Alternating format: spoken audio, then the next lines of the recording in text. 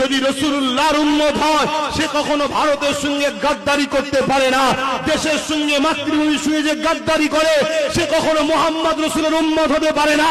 যেমন আপনার এই ক্যানিংয়ে থানার মধ্যে একটা লেডিস কনস্টেবলকে রেপ করে হত্যা করা হয়েছে, এর জন্য যেমন পুরো পুলিশ চরিত্রহীন হতে পারে না, পুরো পুলিশ যেমন নারী দেহ শোষণকারী হতে পারে না। তাই পুলিশ সেজে কেউ যদি নারী দেহ শোষণ করে তাহলে সে গাদ্দার, তার জন্য পুলিশ সমাজ গাদ্দার নয়। এই মুসলমান সেজে কেউ যদি দেশের সঙ্গে গাদ্দারি করে তাহলে সে গাদ্দার। মুহাম্মাদের গোলাম কখনো দেশের সাথে গাদ্দার হতে পারে না। আজ আমাদের কাছে রিপোর্ট, আজ মিডিয়া দেখছে, দুনিয়া দেখছে, আমাদের কাছে রিপোর্ট। এই ভারতবর্ষের খবর যত গোপন তথ্য পাকিস্তানকে যারা দেয় তারা কেউ মুসলমান ঘরানার সন্তান নয়, তারা সব অমুসলিম ঘরের সন্তান।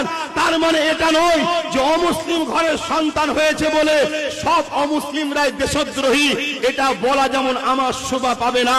তাই বাংলাদেশে কেউ দীপুকে মেরেছে, ভাইটাকে মেরেছে, এর জন্য যে মেরেছে সে কুলাঙ্গারের ফাঁসি দেওয়া দরকার, কিন্তু সেটা তাদের আভ্যন্তরীণ ব্যাপার, তারা কি করবে তার দেশের ব্যাপার।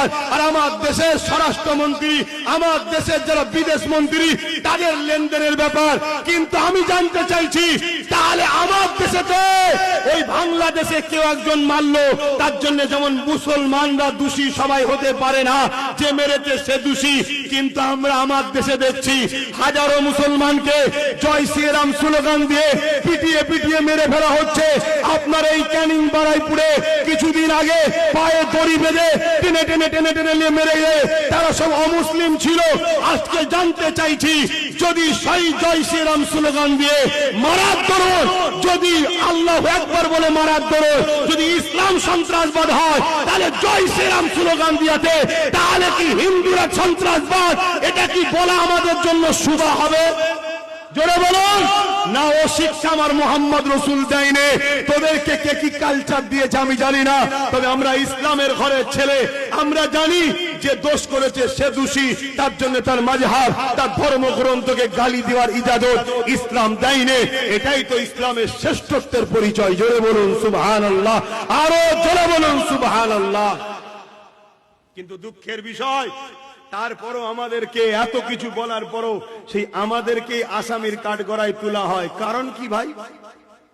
কারণ কি? মাইকের বুঝতে পারছেন তো কারণ কি? কারণ একটাই, আমাদের আব্বাজান নাই, আমাদের বাপ নাই, গার্জেন নাই।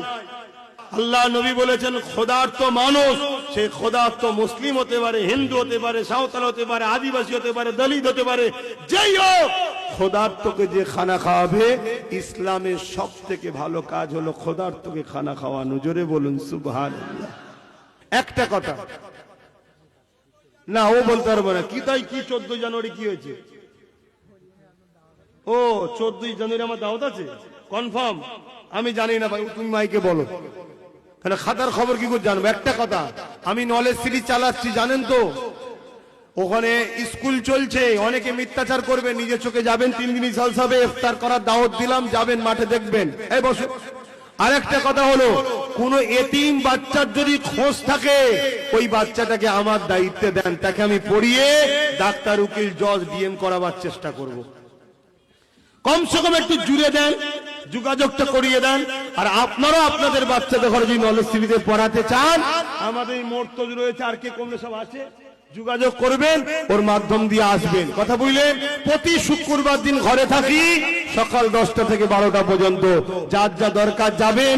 এবং প্রতি শুক্রবার দিন দুটো চ্যানেলের নাম বলছি, 7:30 থেকে 7টা থেকে 7:30টার মধ্যে লাইভে আসি। PABS ইউটিউব চ্যানেল এবং পীরজাদা এমডি আব্বাস সিদ্দিকী ফেসবুক পেজে আমি লাইভে আসি। যার যা প্রশ্ন আছে প্রশ্ন করবেন, উত্তর শুনবেন। শেষ কথা, ওয়াকাফের পক্ষে, নিজেদের অধিকারের পক্ষে আমি যদি ব্রিকেটে ডাকি, আমার ডাকে সাড়া দিতে রাজি আছেন? গাটের পয়সা খরচ করে যেতে হবে, পারবেন? পারবেন? প্রচার করবেন। কাগজ চলছে কাজ, আমি মুসলমান তো একটু দেরি হচ্ছে, হবে, চেষ্টা চলছে, আপনারা যাবেন। যত মাথার ভিড় বাড়বে নিজেদের পাওয়ার বোঝানো হবে। আসসালামু আলাইকুম।